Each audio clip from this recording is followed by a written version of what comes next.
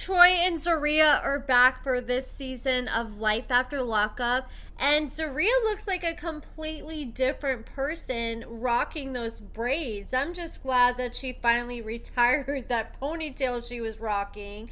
She acted like in a live that she wanted to change her hair before that, but the producers make these people keep their hair the same the entire season, and they're not allowed to change it because they, will slice up the storyline, and they might have something happen later, but they might make it look like it happened earlier, like before it originally happened, and they don't want people to be able to point out and say, oh, we can tell that this happened after this time because her hair was changed. And so we see Zeruiah and Troy start off the episode, and Zeruiah was already popping off on Troy because apparently he put her bras like up in a box, and they've been going back and forth with each other, and things have been tense because Troy feels like there is not enough room at Zeruiah's place for everybody that's there. There is Zeruiah, there's her son, there's Troy, and then there's Zeruiah's sister. And even Zeruiah's sister said, man, I feel so bad for Troy because Zeruiah is just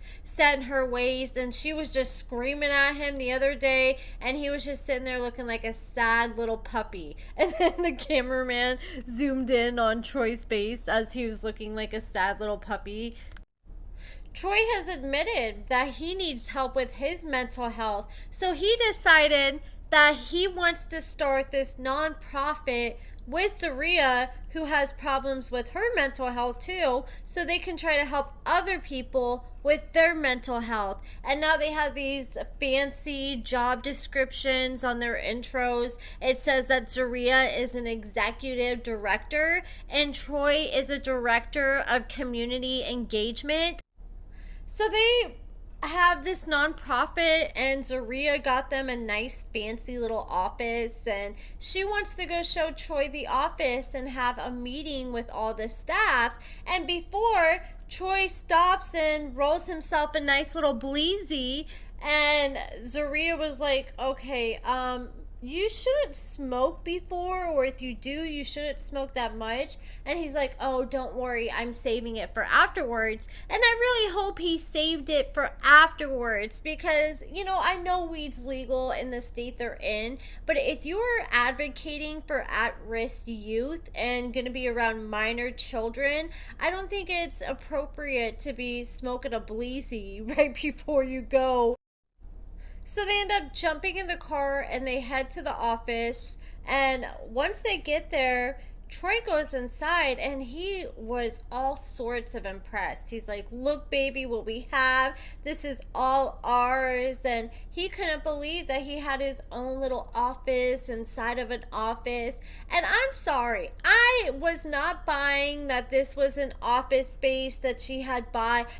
I feel like this was a shared office space that people can go and you can pay like an hourly or a monthly rate to rent out a specific office spot within an office, and then they have like shared spaces where you can all sit, or they have like little kitchen areas, and that's what this office looked like.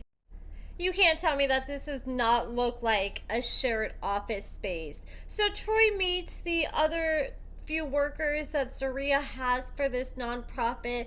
They all sit down and they have a meeting, and Zeruiah is just going over Troy's job description, like it's his job to be the director of community engagement. So it's his job to pretty much go out and find people that need mental health help, who are at-risk youth or people coming out of prison. And that's the thing, if he's the director of community engagement, I feel like he hasn't been doing too good at his job, because I follow Troy very closely on social media and he talks about a lot of things, but I don't really hear him try to talk about this nonprofit and talk about, hey, check out this nonprofit, we're looking for people to help out. I don't ever really see him post about things like that, and I feel like with all his followers he has the perfect platform to do something like that. I'm starting to have second thoughts about their true intentions for this nonprofit. Like, there may be a possibility that they're doing it for more than just out of the goodness of their own heart. And I believe that because of what ended up happening next. Troy and Zeruiah went back to their place, and Zeruiah said she had a big secret that she needed to tell Troy. Finally, Zeruiah spills the beans and she's like, look, I'm gonna need you to look at this text message I got. And Troy looks and he reads it off and he says, okay, you're 2 months past due in rent. If you don't pay something soon, you're gonna have to start paying some late fees. And Troy starts freaking out and he immediately thinks that they're about to like lose their apartment they've been staying in.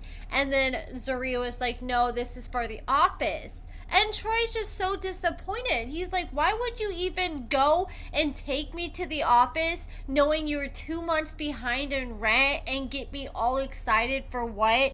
Just so you can go and pull the rug out from underneath me? And Troy was like, well, what the hell are we gonna do then? We're just sitting here like bumps on a log. I gotta make some money because if we're getting kicked out of our office, then I can't make no bread. And he was just constantly complaining about how they're not going to make any money from this nonprofit. But this is a nonprofit. You're not going to be making money either way unless you plan to try to pocket some money on the side, and that's super illegal. I just was reading this thing, I think it was on the Shade Room or it's on site on Instagram, about this guy, and he had a Black Lives Matter nonprofit that he was raising money for, and he ended up like raising thousands of dollars that he spent on luxury hotel rooms, on cars, on prostitutes, and he just got sentenced to 10 years in prison. So they do not play around when it comes to fraud with nonprofits. But I mean, I'm not saying that's what they're doing, but it was just shocking that Troy was talking so much about the money when it comes to this, when he should have known from the jump that they're not going to be receiving any money from this. Like, this is something that they need to do as a side hustle, not as a main hustle, especially when you're like $7,000 in debt and struggling to pay your bills.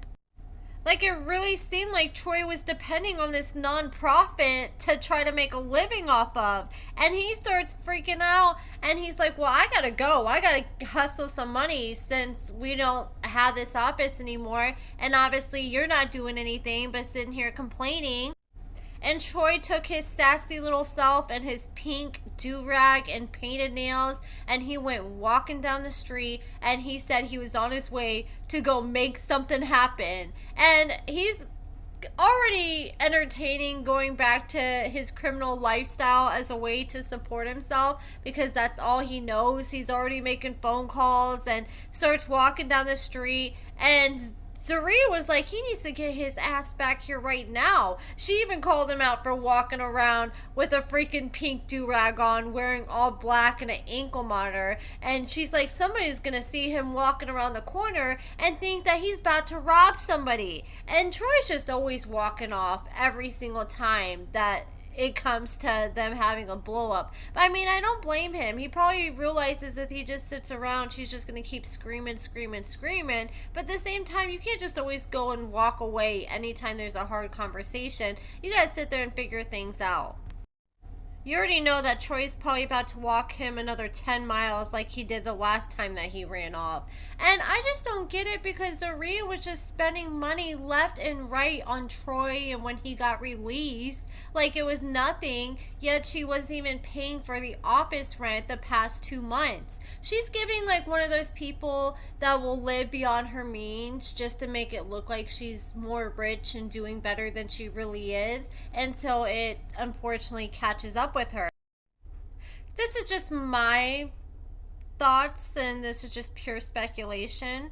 I feel like she didn't even have that office for 2 months. I feel like she probably just rented it for a few days or maybe a month just to put on the front that she had this office for this nonprofit just for Troy. The man literally just got hired for this job, and now he's already laid off because he don't even have an office.